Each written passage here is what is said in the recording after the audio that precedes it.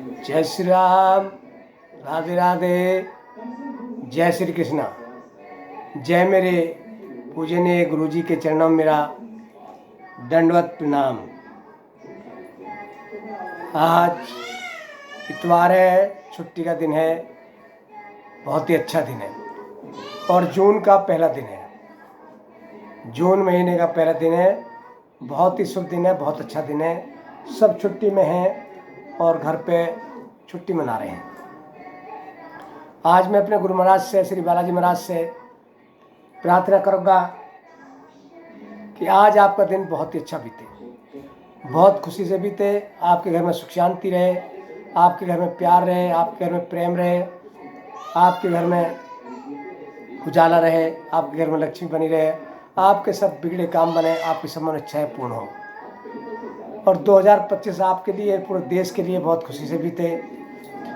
कोई अनहानि ना हो, बीमारी ना आए, हमारा देश सब चीज़ें मुक्त रहे, हमारे देश का नाम सब देशों से ऊपर रहे और सनातन धर्म की जय जयकार होती रहे और जय किसान जय जवान की भी जय जयकार होती रहे।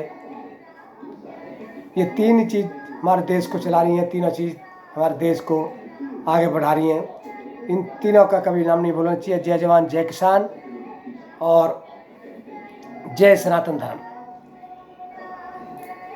बहुत ही खुशी से बीते 2025, मन प्रसन्न रहे। आज मैं आपको बताऊंगा कि समय से पहले अब की बार थोड़ी बारिश ज़्यादा हो गई है और तूफान भी ऐसा आया जो कभी हमने अपने जीवन में नहीं देखा। तो ये एक दो बारिश होने से और एक समय मौसम बदलने से लोगों में थोड़ा सा बीमारी फैली है। और बीमारी कुछ नहीं है, वो बस ये जुकाम खांसी और हल्का मुल्का बुखार है। तो आप इसे जो है इसमें ढील ना बरतें, सही उपचार लेवें, सही डॉक्टर के पास जाकर के दवाई लेवें और गर्म पानी पिएं। ज़्यादा गर्म नहीं, ठंडा गर्म पानी पिएं और गर्म पानी से स्नान करें। सफाई का विशेष ध्यान रखें और रुमाल अपने हाथ में रखें। और मैं तो ये कहूँगा मुँह के मास्क लगा कर रखें, जिससे कीटाणु आपके अंदर नाक में न जाए। और दवाई लेवें और काढ़ा भी, इसमें मैं आपको बताऊँ, काढ़ा भी ले सकते हैं। अगर कहीं आपको 2 पेड़ के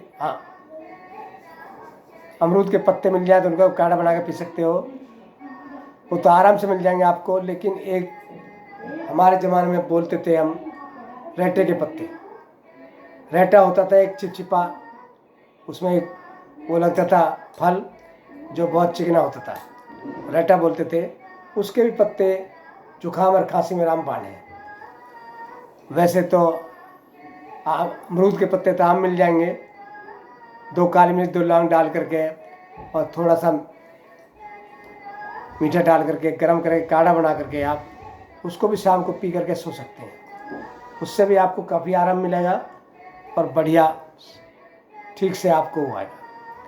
लेकिन मौसम की चेंज की वजह से ये ज़्यादातर रोग फैल रहा है, जुकाम खांसी गला खराब। तो इसमें सावधानी बरतें और इसे हल्के में न लेवें।